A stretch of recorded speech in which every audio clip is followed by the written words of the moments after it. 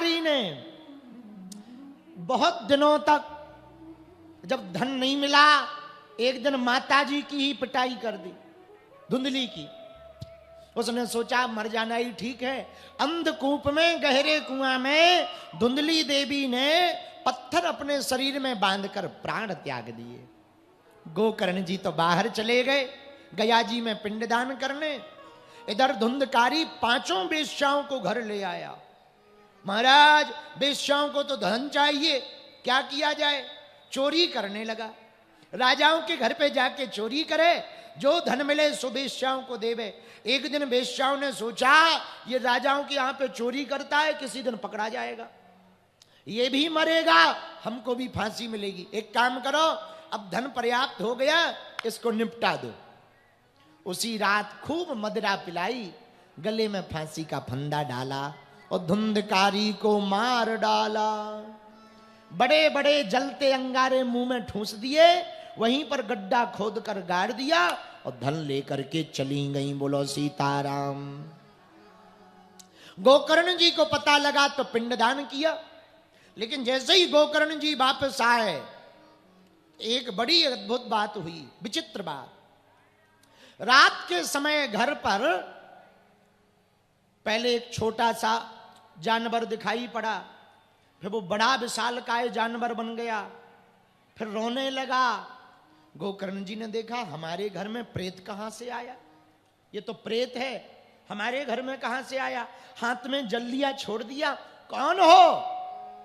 वो प्रेत जोर जोर से रोता हुआ कहने लगा, भैया मैं कोई और नहीं, तुम्हारा बड़ा भाई धुंधकारी हूं, और मैं प्रेत योनि में पहुंच गया हूं, मुझको बड़ा कष्ट है, निकालो।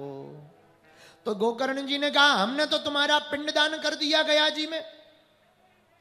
तो धुंधकारी बोला महाराज हम कोई साधारण पापी नहीं है, नंबर 1 के पापी हैं, पाप के अलावा हमने कुछ नहीं किया, इसलिए हमारी मुक्ति नहीं हो रही है, कोई और उपाय करो।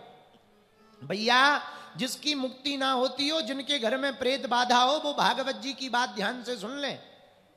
गोकर्ण जी बोले भैया सुबह तक का मौका दो, हम उपाय खोजते हैं। सूर्य भगवान को अर्घ दे करके गोकर्ण जी ने कहा महाराज हमारा भाई प्रेत योनि में है, उसकी मुक्ति नहीं हो रही, कोई उपाय बताओ। सूर्य भगवान ने कहा गोकर्ण जी अपने भाई के लिए साप्ताहिक श्रीमद् भागवत कथा का आयोजन करो, आपके भाई का बेड़ा पार हो जाएगा। देखो कितनी बड़ी बात है। पापी तो भागवत जी की कथा सुनने से तरते ही हैं। कोई नंबर 1 का महापापी हो, महापाप करते करते मर भी गया हो, और उसके नाम से यदि भागवत कथा करवा दी जाए तो उसका भी उद्धार हो जाता है। आहा। गोकर्ण जी ने दूसरे दिन अपने गांव में भागवत जी की कथा प्रारंभ की। गांव के लोग सुनने आए। 7 गांठ का बांस लगा हुआ था, उसी बांस में एक छिद्र था, सुराग। उस सुराग में धुंधकारी का जब आवाहन किया तो धुंधकारी प्रेत योनि में आकर के उस बांस के ऊपर बैठ गया।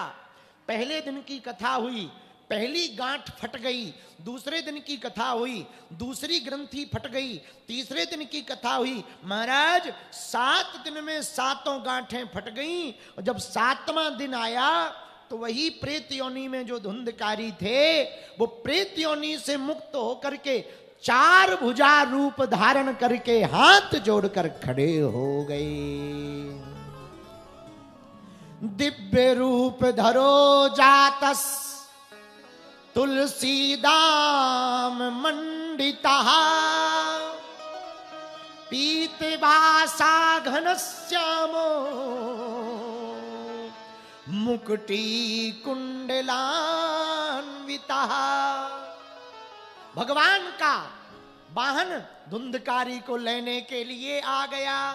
4 भुजाएं हो गईं, कुंडल पहन लिए। जैसे ही दिव्य रूप को देखा, गोकर्ण जी ने पूछा, भैया अब तुम कौन हो? धुंधकारी हाथ जोड़कर बोला, भैया मैं तुम्हारा बड़ा भाई धुंधकारी हूं, जो पहले प्रेत था, अब भागवत जी के प्रभाव के कारण मैं प्रेत योनि से मुक्त हो गया। भगवान के पार्षद वाहन लेकर मुझे लेने के लिए आए हैं। आहा, इतना सुनते ही गोकर्ण जी की आंखों में आंसू आ गए। क्या कहना चाहते हो भागवत जी के बारे में? अब महापापी जो धुंधकारी था, दिव्य रूपधारी धुंधकारी बन गया और हाथ जोड़कर भागवत जी के लिए क्या कहने लगा, जरा सुनो। धन्या भागवती वार्ता प्रेत पीड़ा विनाशिनी, सप्ताहोपि तथा धन्या कृष्ण लोक फलप्रदा। भैया धन्य है भागवत, धन्य है ये भागवत जी। मुझ जैसे महापापी का तरन तारण कर दिया। मुझ जैसे महापापी को भगवान के लोक से विमान आ गया। कुछ लोग हमसे कहते, महाराज भागवत जी की कथा सुनने से विमान आता? हाँ महाराज, हमने तो इतनी भागवतें सुन ली, विमान तो दूर की बात है, बैलगाड़ी भी नहीं आ रही। क्या गड़बड़ी है? क्या कथा बदल गई? ना जी, कथा तो वही है। पर महाराज विमान क्यों नहीं आ रहा? सुन ठटरी के बरे, आज भी विमान आ सकता, पर सुखदेव जी जैसा कोई वक्ता मिल जाए और परीक्षित जी जैसा कोई श्रोता मिल जाए। पर गड़बड़ी कहां है? आजकल वक्ता भी ऐसे हैं, 51-21 मिल जाए, बढ़िया 1-2 लाख 10 लाख मिल जाए, तुम्हारा कल्याण होवे ना होवे, पर गड्डी से अपना तो कल्याण हो जाए। और श्रोता भी कम नहीं है। कथा में चाहे जो होवे, पर फोटो हमारी बढ़िया है। हाँ, तो कहां से कल्याण होगा भैया? कहां से यजमान का कल्याण होगा? कहां से भक्तों का कल्याण होगा? भैया कथा तो श्रद्धा का विषय है। श्रद्धा से जो 7 दिन की सुनेगा ना, उसका कल्याण पक्का होगा। धुंधकारी का हुआ और हो गया। क्यों हुआ? भागवत जी की कथा को ध्यान से सुना। बोलो राधे राधे, जरा जोर से बोलो, और जोर से बोलो। एक संगति के कारण प्रेत से परमात्मा का प्रिय हो गया। एक संगति के कारण भाई इतना भक्त था कि भाई की भक्ति के कारण प्रेत योनि में पड़ा धुंधकारी परमात्मा का प्रिय हो गया।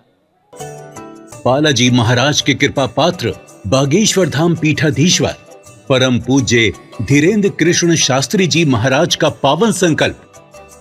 मध्य प्रदेश में छतरपुर के ग्राम गढ़ा में बनेगा विश्व स्तरीय कैंसर अस्पताल एवं रिसर्च सेंटर, जिसकी आधारशिला देश के यशस्वी प्रधानमंत्री नरेंद्र मोदी जी के कर कमलों से रखी जा चुकी है। 200 करोड़ रुपए की लागत वाले 100 बेड के इस अस्पताल में गरीबों का होगा मुफ्त इलाज।